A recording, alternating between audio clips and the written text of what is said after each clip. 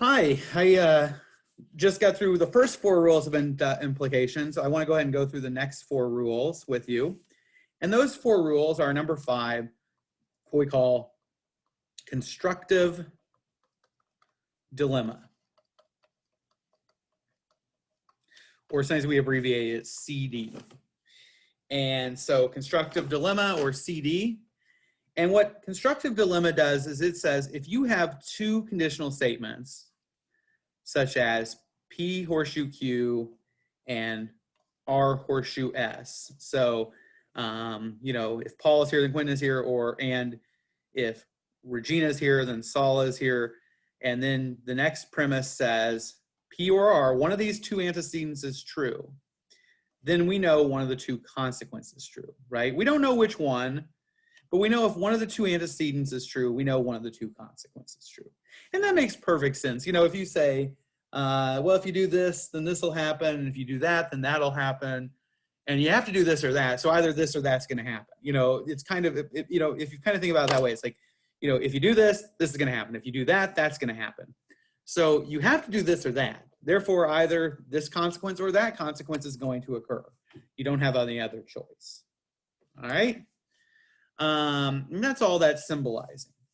Number 6 is what we call simplification. This is perhaps a rule of inference. We could abbreviate it SIMP. This is a rule of implication. That's probably almost one of these where I don't know why I just did that. But this is one of these where it's almost too simple in what it does. It only works on one line. It says if you have basically a statement, this and that, and it's true, this and that, then either of those conjuncts is true. That if P and Q, then P is true, if P and Q, Q is true. Now, some people are a little bit particular about if you write it P dot Q, you always have to lower via simplification the first conjunct, the one before the dot. So there's a rule we'll learn via what's called a rule of replacement, that Q and P means the same thing. These 4 dots are used to mean logically equivalent. P and Q is logically equivalent to Q and P, which if you did a truth table, you would realize, yeah, if you did this, but you switched the order, that they would always be true and false on the same lines. And so some people would require you to switch the spots of them before you could lower it. I don't care, but I'm just giving you a fair warning that the book might, or the online lesson might kind of go, oh, and you're going, what am I missing? And the reason is because it's basically just wanting you to do a step called commutativity. It's a rule of replacement. It's called commutativity. We just abbreviate COM. And basically all that says is, you can switch the order of these. It does make a difference if you have like a thing like P wedge Q horseshoe A, and I have Q wedge P. I am anal enough to be like, but that doesn't say P wedge Q, it says Q wedge P. I would make you say P wedge Q via commutativity before you could then go A via modus ponens, okay? But that's only because that seems to make more sense. The idea that you have to put the thing you lower in the first spot, okay, I get that. I understand why they do it, but I also don't know that that extra step is necessary. It seems like you can make that leap without it. But that's what that is a rule. You might want to just kind of be aware of that as you do this, okay? All right. So simplification is just if you have a P and Q, if you say Bob and Tom are here, then you can easily just simplify out and just say Bob is here, or you can simplify out and say Tom is here, okay? Number 7 is conjunction.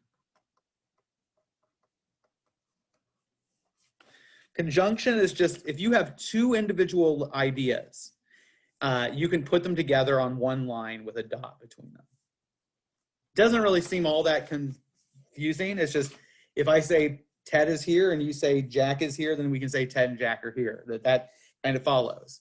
But the idea here is you could then say, like, if you have a statement like if this, then D horseshoe L, and then you have something that says like Q horseshoe M triple bar X, okay?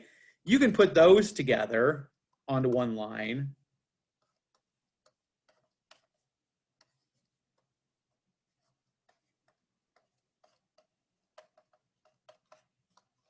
Okay, I can't even get it all on there. So you could do that, okay? And that is something to think about. Why might that be of any value? Well, it might be valuable in setting up a constructive dilemma, which we just talked about. Whereas if you had another line that said A wedge Q, and you're trying to prove D horseshoe L, or that's a wedge there, or M triple bar X, for whatever reason, you could combine those and then do your constructive dilemma. But conjunction is just the idea of you can put together any two statements with a dot. If each of those statements is true, you can take the whole thing, put it together with dot as the main operator. And the last one is what we call addition. And this one I like. This is kind of like an old trick where if you have something like P, you can just add on whatever you want to it. This is a good way to get a term introduced into an argument in which there's a term in the conclusion that's not in the premises. You can go like, oh, that's not even in the premises. Well, you're probably gonna have to use addition. But the idea here is with addition is, it's like if I have a statement like Paul is here, you can add whatever you want. You can be like, Paul is here, or cows jump over the moon. Paul is here, or Wendy is here. You know, Paul is here, or I am the king of the world. You know, because Paul is here, it doesn't matter if Q is true or not. It's still a true statement, what you say with the or, right? So it's kind of like, there's like an old, like kind of, you know, kind of maybe a little bit of a lame joke of where you go like, either you really did a bad job, or I'm lying to you, you know, something like that, where you're trying to kind of be like, well, it's possible that, you know, we're going to go, I don't know what you do, but you kind of throw on something that's completely outlandish because you know the first part's true. Well, you know, you're going to be happy, or the world's going to end, you know, if they know you're going to be happy. I don't know. I mean, it's kind of a little bit of a lame joke. You probably heard it. I'm not sure I'm giving a very good replication of that kind of concept, but that does occur. So if you go to the back of 7.2 and you look, you know, the first part just starts with things like, you know, it starts with, you know, if you have, you know, number one is like S wedge H, B dot E, and then R horseshoe G. And it'll say here, it'll say blank via blank simplification. So it'll just kind of is asking you, okay, well, simplification uses a dot to lower one of them out. Well, which one of the lines has a dot as the main operator? Only line 2. And since line 2 is that, then you could get B, or you could get E, but I assume they're wanting you to get B because it's, like I said, the first one. So that's kind of just getting you used to doing those. So if you do those and kind of work through a few of those from your book or in the exercises beforehand, that will probably be helpful. And then what you can do is you come over and you're going to come over and you're going to come over and you're going to get these ones where it's actually kind of setting you up on part 2, where it's setting you up and it has, you know, number 1, G horseshoe in, G dot K on line 2, line 3 is blank blank, and line 4 is G wedge T blank. So, you know, it's saying, okay, how are you going to get this? Well, you need G wedge T. T isn't even in there. So you know that's going to be an addition. And you're going to be adding that probably to line 3, where you just have the letter G, and you're just going to add it onto that. Oh, and you could probably get G via number 2 simplification. Okay. Now in these cases, these only have one number because these simplification addition are operations or inferences made from a single premise, whereas all the others are inferences made from 2 premises. So, you know, rules of replacement will also be inferences made from a single line, but the other 6 rules of inference do need 2 lines listed. Okay, I'm going to go ahead and move on. Go ahead and finish up this goal, do the work in the book. If you have any questions, do it. You know, is basically, I guess I was going to maybe just show you one example of this from part 3 in the book. I'll just go with like number 8. I'm just randomly picking one. And this one says D wedge E. I was just going to do one example so you can kind of follow along with me. If you've gotten it, stop the video. That's fine. If you kind of want me to do one more, I'll just do it. I'm kind of in the mood. It's fun. I don't know if you catch my little smile there.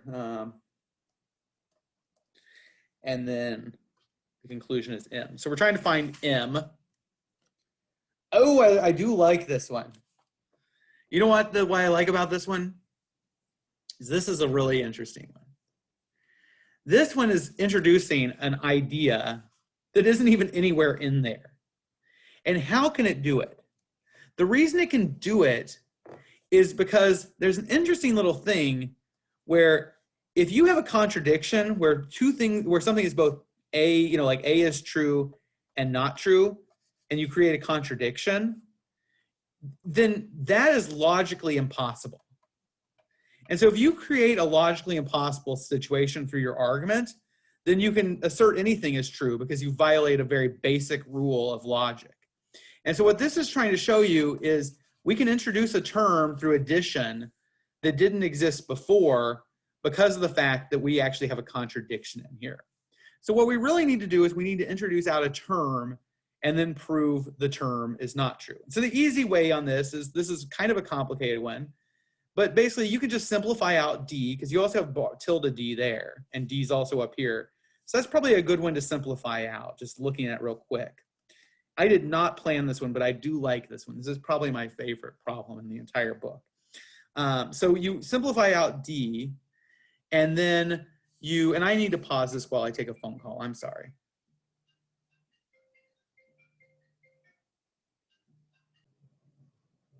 Okay, sorry about that. I had a call I had to take.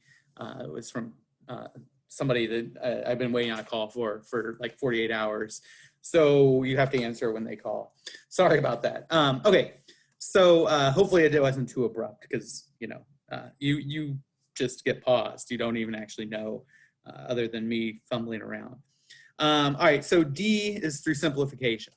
So what we can do with that is, one thing we could do is we could just go ahead and put D wedge M. We can now introduce that term via addition on number 4. That's a very easy way to do it.